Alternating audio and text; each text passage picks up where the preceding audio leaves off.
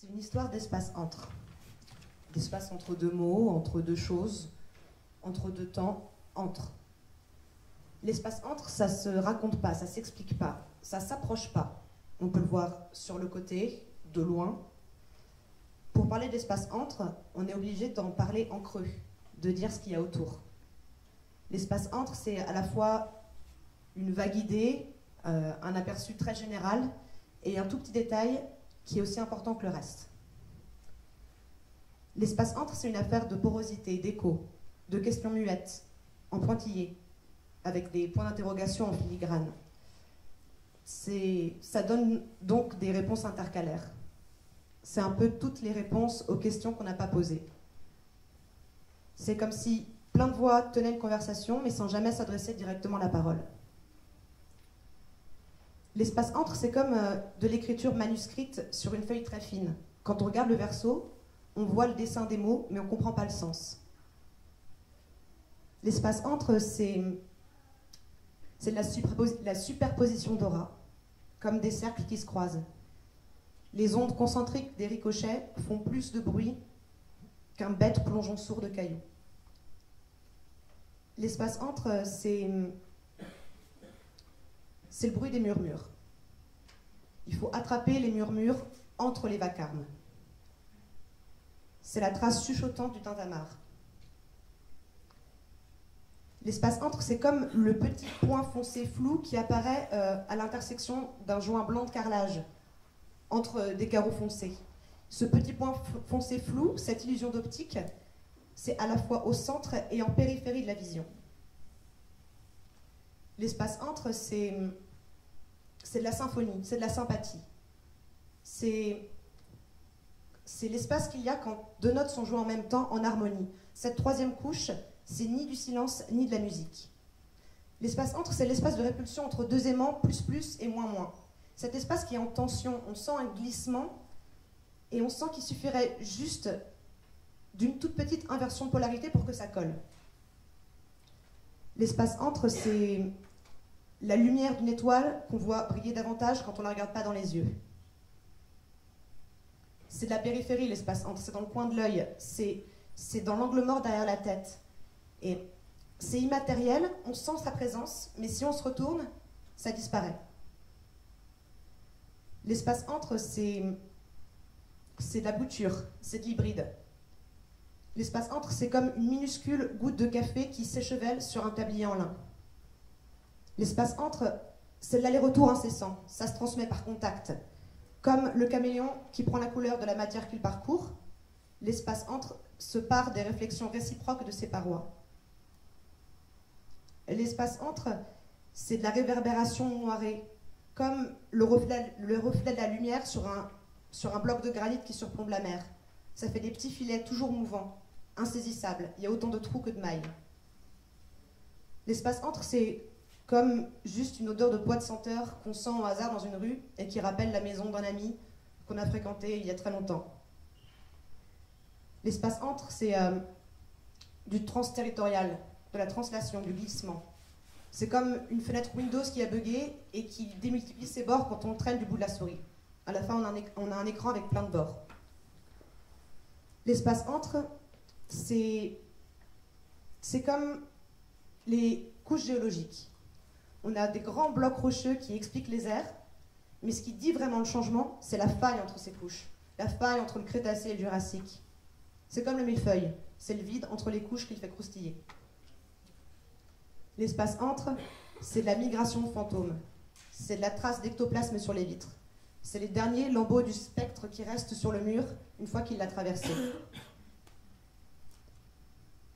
L'espace entre, c'est de l'écho, toujours de l'écho.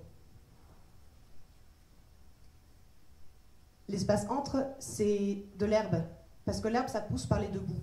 Ça n'a ni début, ni fin. L'espace entre, c'est de l'engourdement, de l'engourdissement, de la fourmi dans le pied, mais juste avant que ça picote. L'espace entre, c'est ce qu'on voit sur ses paupières quand on appuie très fort dessus avec ses poings. L'espace entre, c'est comme le tesseract. Le tesseract, c'est un volume en 4 dimensions. On ne peut pas la voir, la 4e dimension, parce que nos sens en connaissent que 3. mais on peut l'entendre, on peut en comprendre l'idée. L'espace entre, c'est notre représentation atrophiée de l'infini. L'espace entre, ça vibre. C'est comme l'air chaud au-dessus du goudron sur une nationale qui frémit. L'espace entre, c'est ce qui fait flotter l'île à quelques centimètres de l'horizon quand on est au large. L'espace entre, c'est d'ailleurs l'horizon, cette ligne parfaite entre deux espaces qu'on ne peut jamais rattraper. L'espace entre, c'est là où passe Alice quand elle traverse le miroir. Elle est ni derrière, ni à l'envers. L'espace entre, en fait, c'est l'espace entre tous ces c'est que je viens d'énoncer et qui n'est finalement que du ce n'est pas.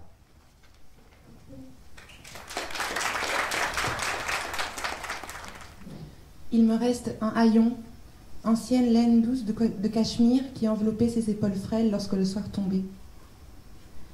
Il me reste le mot étole, comme une clé, un sésame. Elle disait étole comme on dit écharpe, mais ce n'est pas une écharpe, idiot, c'est une étole. Et la petite clochette amusée vient secouer sa poitrine, et j'apaise ma soif sur sa bouche.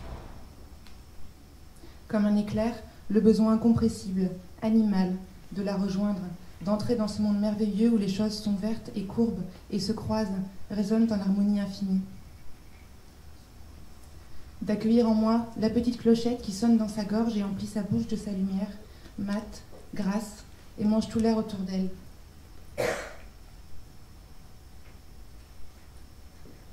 Je l'ai depuis le début, trouvée dans mon carré après qu'ils l'ont emmenée comme si elle avait su.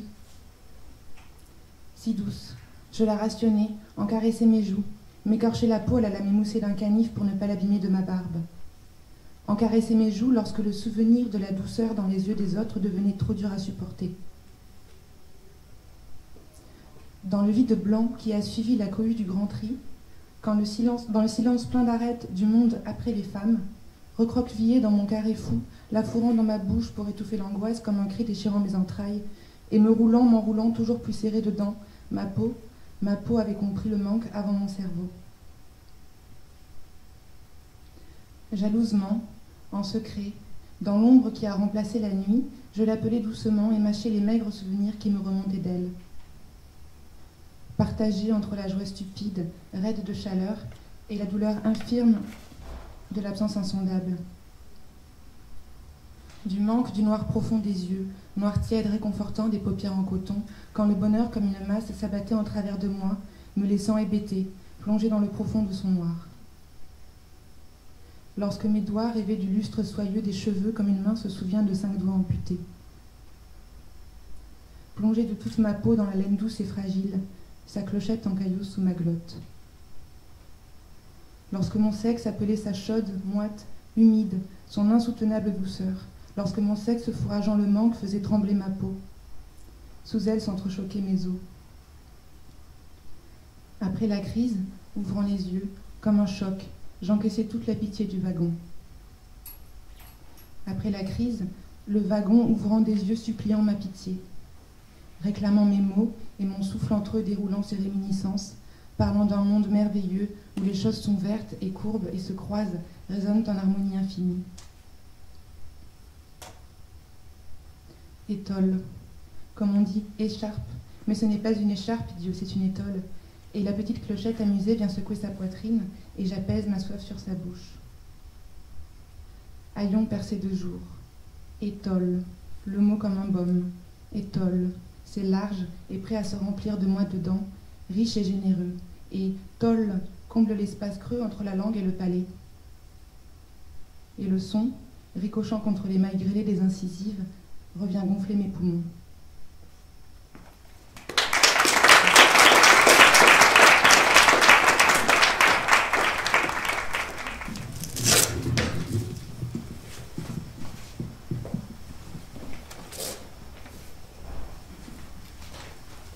Je me suis approché d'elle et je lui ai soufflé à l'oreille que je détenais le plus gros braquemar de toute la ville. Elle m'a dit « Suis-moi, petite merde prétentieuse ». J'ai bu la fin de ma bière et l'ai reposée sur le comptoir avant de m'exécuter. Elle est rentrée dans les toilettes pour handicapés en roulant des hanches. La salope devait crever la dalle. Ma femme, elle, était repue depuis belle lurette. J'ai suivi la brunette et j'ai fermé la porte derrière moi. Elle a éteint les lumières et des étoiles phosphorescentes sont apparues sur les murs sombres. On se croyait dans un ciel triste, plutôt glauque. Elle s'est auto-gratifiée d'une légère claque sur la fesse, puis m'a dit « Si tu veux ce popotin, bébé, va falloir rassurer. J'espère que c'est pas des cracks ton histoire de Braquemar. » T'inquiète, j'ai dit. Tu sais, faut pas faire la belle si tu marches en canard. Hein? J'espère vraiment que c'est pas des cracks ton histoire, c'est pas des cracks. Ok, viens là, t'es mignon. Elle s'est laissée tomber contre le mur et a retroussé sa jupe avant de poser un pied sur la cuvette. J'ai commencé à la plotter gentiment, puis mes doigts sont devenus plus entreprenants. Elle gémissait langoureusement, me tirait l'arrière des cheveux en me mordant l'oreille, pendant que je me frayais un chemin vers son cœur. Du menton, elle a désigné les étoiles autour de nous. On se croirait dans la guerre des mondes, hein, ouais. La guerre des étoiles, tu veux dire? Non, non, la guerre des mondes avec Tom Cruise. Ça m'a fait perdre les pédales. Elle a fait tomber mon pantalon et m'a agrippé le pannet, puis s'est mis à jouer avec, mais je restais mou comme un pneu plat. Je me suis excusé, ça va venir, continue. Elle mettait du cœur à l'ouvrage, mais rien ne venait, absolument rien. J'ai essayé de la lui coller comme ça, mais impossible de m'insérer dans le four. Au bout d'un temps, elle m'a repoussé en soupirant et m'a abandonné là, comme un con, avec la bite turgescente et le pantalon sur les chevilles. Je me suis rebraillé, suis retourné m'accouder au bar. Lenny m'a servi une bière, c'est pour moi, il a dit. Merci, merci, mais ça ira, tiens. Il a repoussé mon billet avec une empathie suspecte. La guerre des mondes, il a dit. Hein? Elle t'a fait le coup de la guerre des mondes. Comment tu sais, bordel, ça n'a aucun sens. Ça m'a carrément filé le blues, j'avais la queue aussi plate qu'un castor. Il a essuyé quelques verres, puis il a déposé son torchon.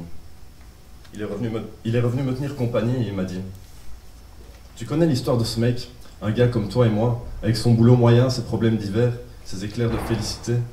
Ce mec qui sort de chez lui sous l'impulsion de sa femme qui les lui brise sévère. Au passage, elle lui balance l'ordre de passer chez le boucher du coin pour ramener un peu de bidoche pour le repas du soir. Comme toi et moi, tu l'as dit, vieux. Le bougre a besoin de souffler un peu, tu vois, se changer les idées, quoi. Ni une ni deux, il prend sa voiture, passe à la banque pour retirer quelques billets sur le compte commun, avec la ferme intention de les dépenser dans la croupe d'une pute. Il fait un tour de la rue pour faire son choix et tombe sous le charme d'une grande rouquine terriblement fichue. Il paye le prix fort, mais ça vaut le coup, se dit-il. Il monte dans une chambre, l'excitation monte, elle aussi, au fur et à mesure qu'il voit sa future proie dandiner du cul dans une jupe trop courte dans l'escalier sombre. Son cœur bat du tonnerre, celle-là, ce sera à la santé de sa chieuse de femme. Et là, juste au moment de passer à l'action, grosse panne. Son petit sifflet, plus bon à rien. Il sonne si faux que la fille en veut pas et que même si elle le voulait, elle saurait pas quoi en faire, juste bon à servir de chiffon comme ce vulgaire bout de tissu. Il m'a pointé le torchon qu'il venait d'utiliser, moi je me suis vexé, ça va, pas la peine d'enfoncer le clou. Le prends pas mal, vieux. Écoute la suite. Donc le mec rentre, la queue bien mollante les jambes. Il remonte dans son appartement, il y met à peine un orteil qu'il se fait allumer par sa bonne femme. Elle est où la viande? T'as oublié ma viande? T'étais où tout ce temps? T'es encore allé voir les filles? T'es allé voir les filles, sale enfoiré, tu sens le cul. Maudit salaud. Le gars, ça le fait se sentir mal parce qu'il se fait incendier alors qu'il a pas vraiment tiré son coup, bien qu'il soit pas tout blanc non plus. Illico, il fait demi-tour avec ses 5 derniers euros en poche et se hisse hors de son enfer domestique, direction le boucher. Bon, tu vas en venir où avec tes salades? Voilà, j'y viens. Donc notre gars, il est le seul client dans la boucherie. Il prend vraiment tout son temps et parcourt l'étalage d'un œil concentré. Soudain, stupeur. Entre le faux filet et le boudin blanc, gisant là avec fierté, immensité et nonchalance, qu'est-ce qu'il voit? Son sexe. Hein? Son propre sexe, celui-là même qui n'avait pas su se dresser une heure avant, le voilà dans l'étalage du boucher, comme si de rien n'était. Le gars n'en croit pas ses yeux, il balbutie, ses jambes se mettent à trembler, il tente de se palper l'entrejambe discrètement, mais sa poche est trop étroite. Qu'est-ce que je vous sers? Que demande le boucher. Qu'est-ce qu'on me sert? Qu'est-ce qu'on me sert? Le gars fulmine. Mon sexe, nom de Dieu, rendez-moi mon sexe! Le boucher attrape la pièce, l'enroule dans un papier à carreaux, effectue la pesée, déclare d'une voix enjouée. 5 euros et 60 centimes. Mais le gars n'a plus que 5 balles. Exactement. Et ça le fout dans une rage sans nom. Il est là, prostré devant le comptoir où gît son pénis emballé, provocateur, retournant ses poches avec énergie pour y trouver les centimes manquants qu'il sait pourtant qu'il ne possède pas. Il s'époumonne, mais c'est mon sexe, rendez-le-moi! Le boucher sourit patiemment, attendant la monnaie qu'il sait aussi qu'il ne possède pas. Quand le client finit par se calmer et qu'il implore en sanglotant le boucher de lui rendre son sexe, le boucher lui dit calmement « Ton sexe ne t'appartient pas. » Ton sexe ne t'appartient pas, que je répète, abasourdi. Ton sexe ne t'appartient pas. À ce moment précis, une dame passe la porte coulissante du magasin, pose 6 balles sur le comptoir et repart avec la bite emballée et 40 centimes de monnaie. Clap, fin de l'histoire. Je suis resté bouche bée. Je devais tirer une tête jusque par terre, mais j'étais pas sûr de bien comprendre. Concrètement, ça veut dire quoi ton histoire? Qu'est-ce qu'il entend par « ton sexe ne t'appartient pas » Lenny a plongé un verre dans l'eau, puis s'est servi une bière. Quand il avait fini, il m'a fixé avec compassion. Franchement, j'en sais rien, vieux. J'en sais vraiment rien. Je sais juste que t'aurais pas dû la contrarier avec son histoire de guerre des étoiles. Des mondes, tu veux dire? Ouais, guerre des mondes, peu importe. Il a tendu son verre au-dessus du comptoir, et on a trinqué.